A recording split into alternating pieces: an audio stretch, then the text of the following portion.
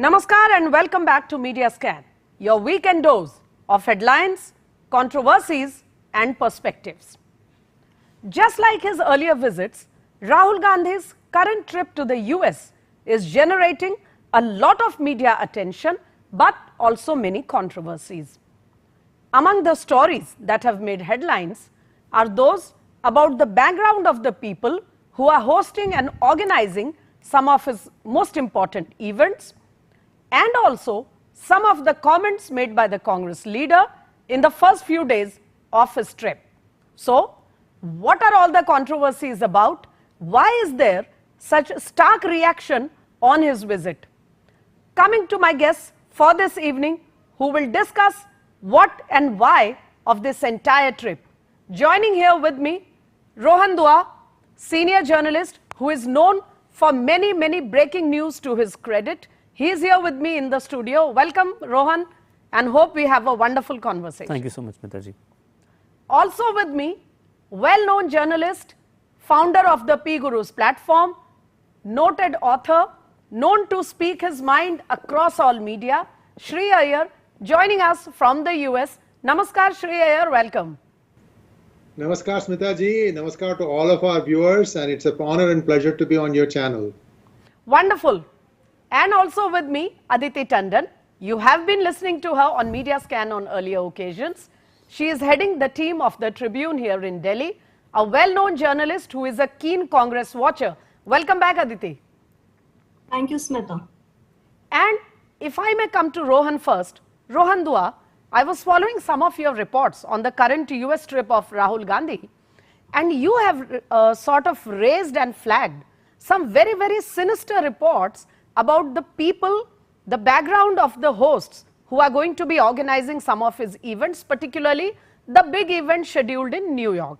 Correct. Now, my question is, how authentic is the information that you have been able to dig out, and what have you been able to find about those people who are hosting or organizing the events? Smita, at the outset, let's look at the trips of Rahul Gandhi being organized in a span of last 3 months, whether it is the UK or the US. The attention of these trips, if you see, look at from the ringside view, has been to defame India and question India or put India into a very tight spot. This despite the fact that this country has just come out of COVID remarkably in the last 1 year or so, after battling so many deaths, and after all, there were aspersions which were being cast on India's vaccination process as well. Now, coming back to your main question, the basic premise here is, who are these organizers of the event? These organizers, as per not us alone, the New Indian report, which has found the people who belong to either Pakistan or to the outfits which have been raising a lot of anti-national sentiments in this country, antagonizing people against the constitution of the country. For instance, 2 organizers of the event, as per the Google document which has reached us and which has now stealthily made its way to the public. It was not supposed to make its way. That Google document on the events organizers clearly suggests that the events organizers belong either to Pakistan, like I said, 2 people, Javed Ahmed and Tanzim Ansari. Now, there is a council called Muslim Council of New Jersey and also the Islamic Council of North America, ICNA, whose head at the moment is Javed Ahmed. He is a Pakistan origin national, and he is also on the advisory board of Jamaat-e-Islami, that is JEI, which is the outfit run by none other than the anti-India and a terrorist who is a banned terrorist, and his organization who is wanted by India for last 15 years, Sayyid Salahuddin. You are saying that people who are associated with terror groups operating out of Pakistani soil and who want to break our country are behind the shows organized for Mr. Rahul Gandhi in the US? Is that the point? Absolutely. Nobody is questioning Rahul Gandhi's integrity, or nobody is questioning today that Rahul Gandhi is a citizen of India and he has been gunning for his party for the prime ministership or otherwise canvassing for his party anywhere in this country, which he has right to do.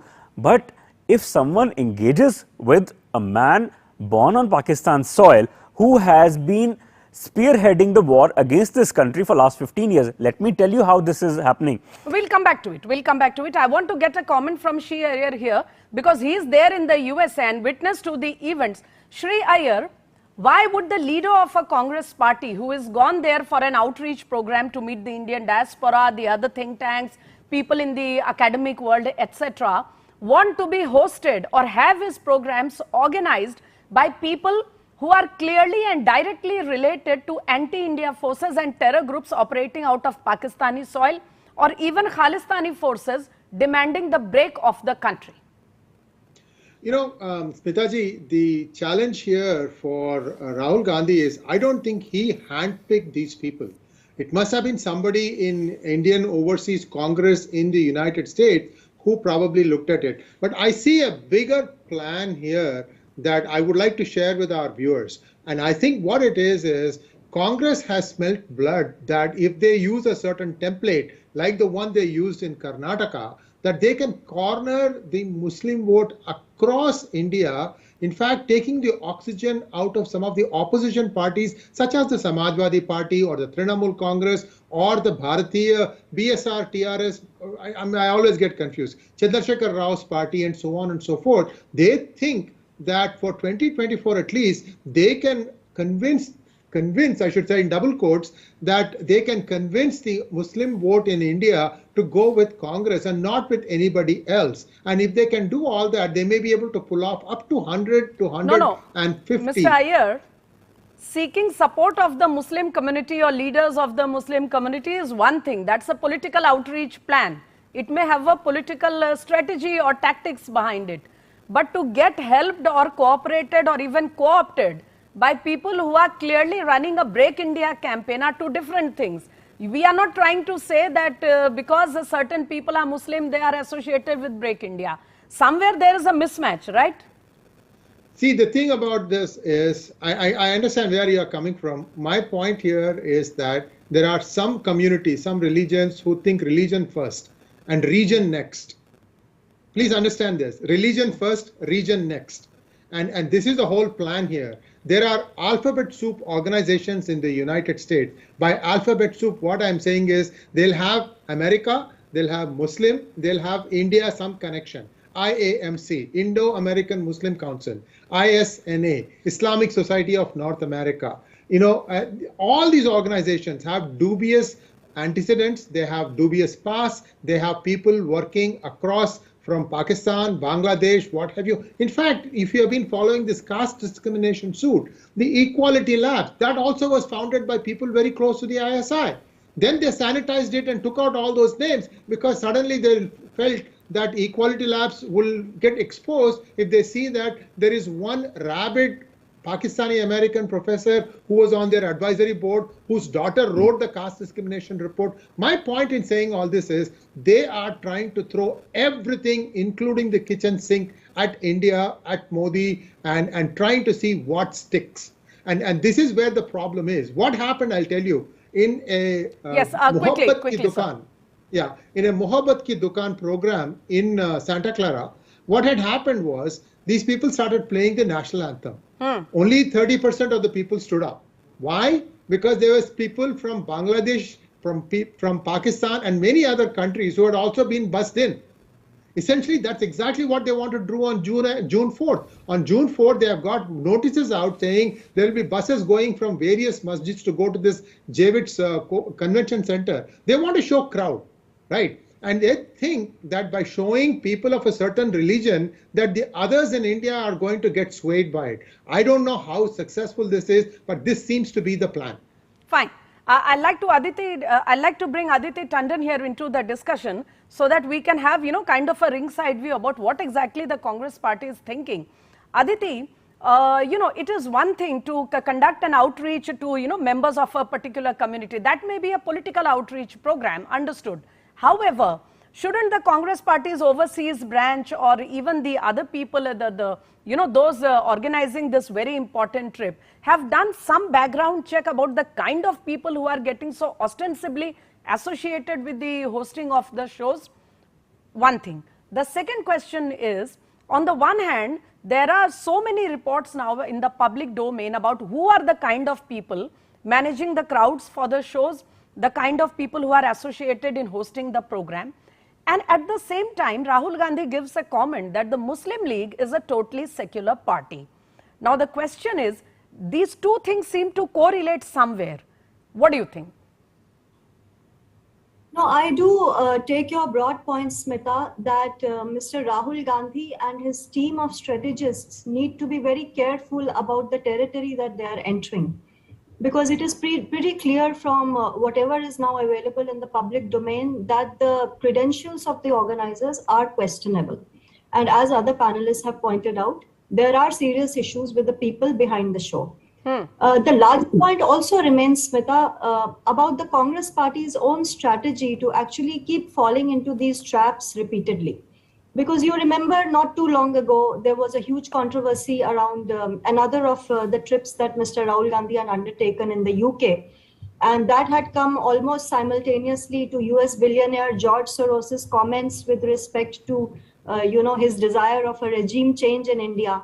And the handle that the BJP, the ruling BJP, got back home. And I still remember Mr. JP Nadda, the national president of BJP, had issued a video statement. And Yes. at that time, a categorical statement was issued by the ruling party saying that foreign powers are being lured by the Congress is being lured by the foreign powers to destabilize India.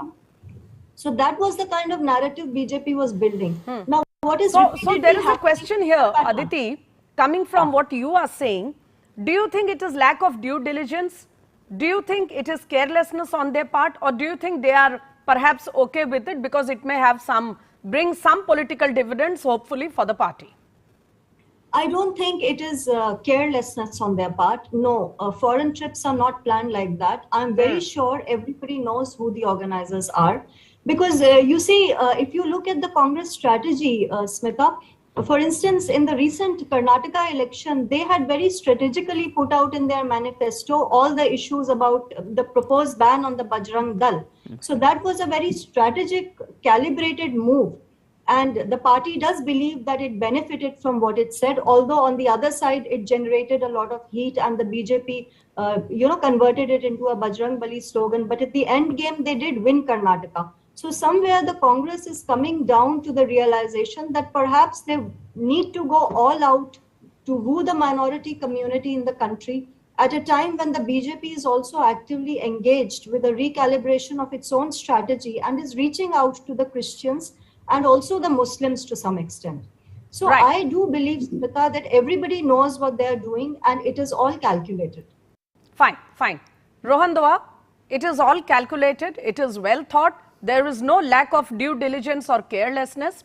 Everything is being done consciously, and the Congress has a perfect plan in hand, which has been boosted because of the results from Karnataka. What would you say? Absolutely. There are no two ways to infer and make the inferences from the victory which Congress had in Karnataka and coinciding of this trip.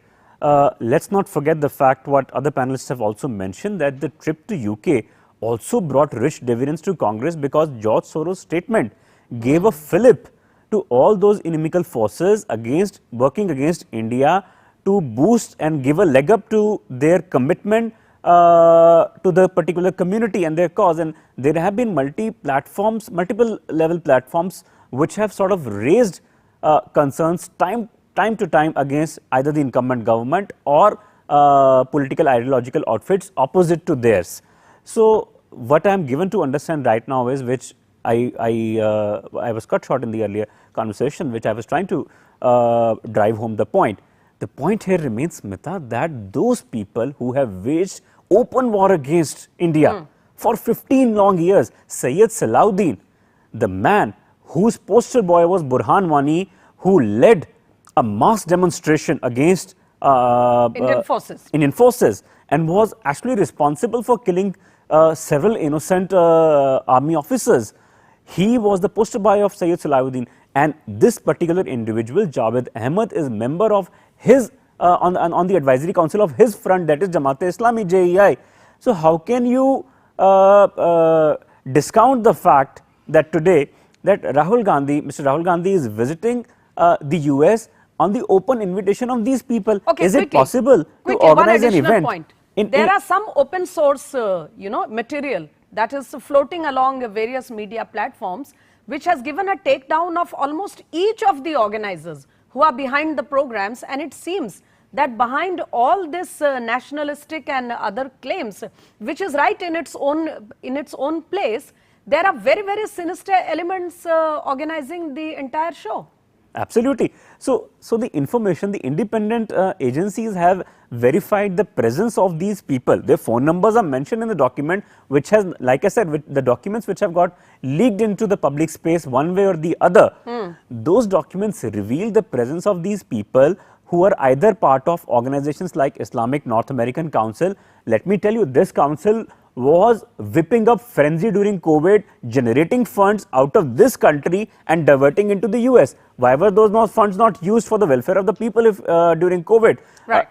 Enforcement Directorate and India's income tax authorities have detected those diversions. So whole point remains that if the fund generation was the only idea behind this trip, one.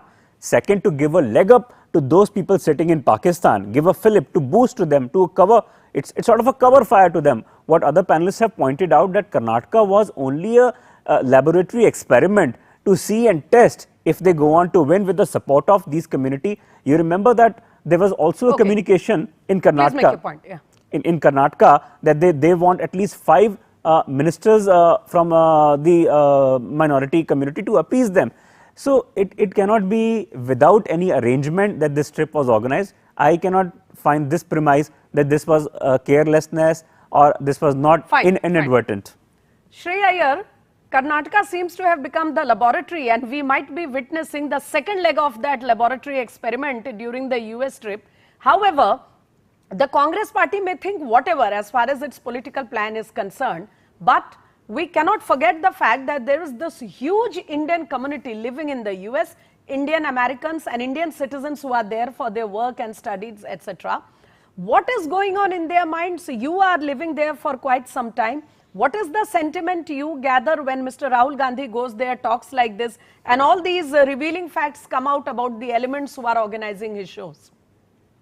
Smitaji, the mainstream Indian American community has actually kept away from all these events. I can tell you, event after event. On the 30th at 11 o'clock, he met with a professor at a University of California, Santa Cruz. This was a place called Santa Clara. He met with this professor who asked questions, usual stuff, Ambedkarism, Jai Bhim, Modi bashing. This was all that was used. There were 20 people, just 20 people in that group. Then in the afternoon, he had this thing called Mohabbat Ki Dukaan program. In that, the hall could accommodate 1,200 people. All they could get was 400 to 450. And most of them were, like I would say 70% were of a minority community. Many didn't even know what they were in for. They didn't even know who it was. And the other group that was there was the Dravida group. This is the DMK offshoots where they keep them at arm's distance, but they use them to create trouble, called Dravida Kazhagam, Periyar's group. These lumpens were there. That was all there was. And then the following day on the 31st, when he met at Stanford also, they showed a lot of people, but the substance was very, very low. But the interesting thing is every person inviting him, like for example, there was a hub, technical incubation center. This hub is also, the chairman of that happens to be a member of the minority community. I'm not taking anything away, but I see that coincidence coming and hitting me everywhere. Right. That is what is amazing. I think Rohan wants to make a point on this. I'll just button. In fact, biggest takeaway from this entire event, Smitaji, is the fact, the presence of Sam Pitroda, the man who made this comment 5 years back, 4.5 years back in 2019, hua to hua, about the Sikh riots. Yes. The callousness with which he made that comment is the man today organizing all these events, because he is the president of Indian Overseas Congress for Rahul Gandhi. Shouldn't he be brought and be made to explain that what was the purpose of holding these events in the UK once, where Cambridge University has told our platform that he is not a scholar, a visiting scholar. He was just a scholar made on recommendation of a community, Rahul Gandhi. and that was the whole purpose that Mr. Gandhi was invited there. So today the whole purpose of his visits to the US and UK is getting defeated if it is not to bring the welfare of the people of his community. In fact, that was the next question in my mind, and I'll come to Aditi on that. Aditi, there are two questions. Aditi, there are two questions here. The first is on this entire Khalistani campaign. There are elements, and we know that at least a couple of people who are behind, most important in organizing the New York show, have a direct relationship with Gurpatwant Singh, someone who is really, campaigning the world over to break our country, and other Khalistani elements who are behind the organizing of the shows. But more importantly, having a face like Mr. Sam Pitroda, considering his past comments, to be the face of this entire overseas program. And secondly, Aditi, what I want to know is, taking a cue from what Shri Iyer has just commented and what, some inputs have come from Indians living in the US, if a big number of Indians, the real middle class who are out there, like ambassadors of the growth story in India, if they don't want to be a part of Mr. Rahul Gandhi's outreach program, if it is a very limited number of people of a certain community with a certain political line, is it really such a useful trip for a person who is aspiring to take on Mr. Modi? Smita, I'll take your second question first. Okay. You see, I do agree with, the assessment that you have just shared with the viewers. Because you see, what is the purpose of Mr. Gandhi's foreign engagements? There could be a variety of purposes and aims. One of those could be fundraising, which looks like the biggest tangible gain that the Congress wants to make, because Congress is in deep financial stress, and we all know that, and they have a very crucial Lok Sabha election ahead of them. So money would be one consideration for them. And second consideration, of course, is the fact that Mr. Gandhi, Smita, what we are missing in this larger debate, the element that I want to add is, Mr. Gandhi just got disqualified as a Lok Sabha MP. Correct. He appears to be making the maximum use of his newly found liberation from Parliament. Because you see, if he was a sitting member of Parliament, he would be required to take certain clearances from the Ministry of External Affairs to attend these kind of events. As Rohan has pointed out, very objectionable credentials of some of the organizers. Yes. Maybe the government of India would have stepped in and not allowed him to go. So that is one point we must not miss, that he is now a free man and he is making the maximum use of his freedom.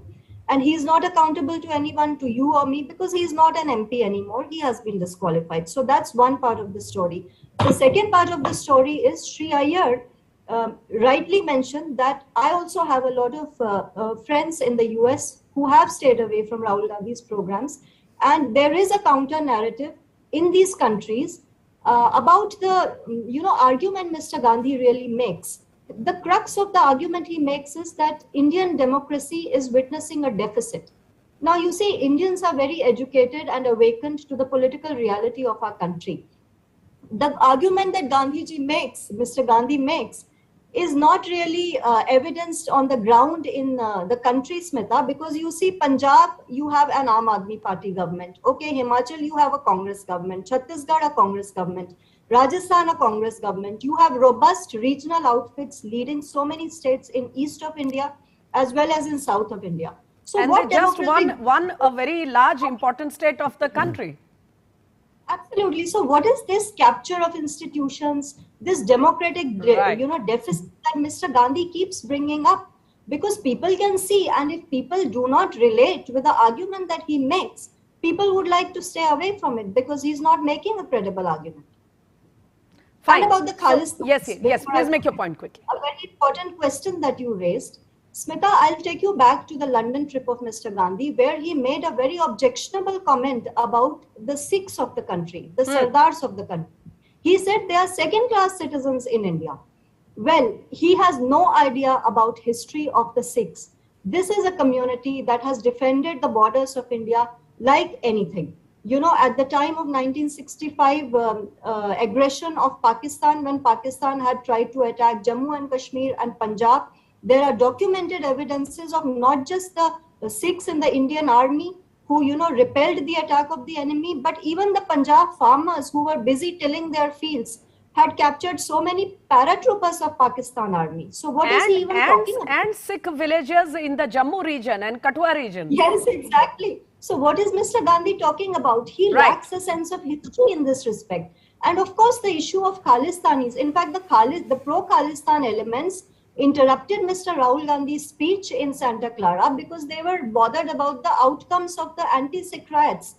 We all know Sajjan Kumar went to jail only about 3-4 years ago. Mr. Jagdish Titler has been booked by the CBI only now. So the history of the Congress and its reaction in respect of Aditi, the I'll have to wind up right away. So I'll have a very quick 30-second comment from you on one thing that has been on my mind.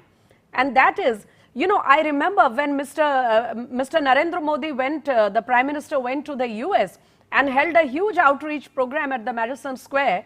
There were very, very uncharitable, very unsavory comments from the Congress leadership questioning the idea of meeting the diaspora at such a public forum, and they made a lot of fun of it.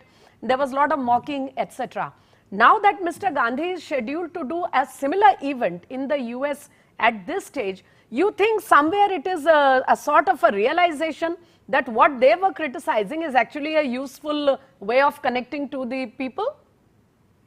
Absolutely, I agree with you. I think more than that, Smita, I think Mr. Rahul Gandhi is trying to match up with Mr. Narendra Modi, the Prime Minister, with respect to the global popularity ratings. Fine. That is what he's looking at.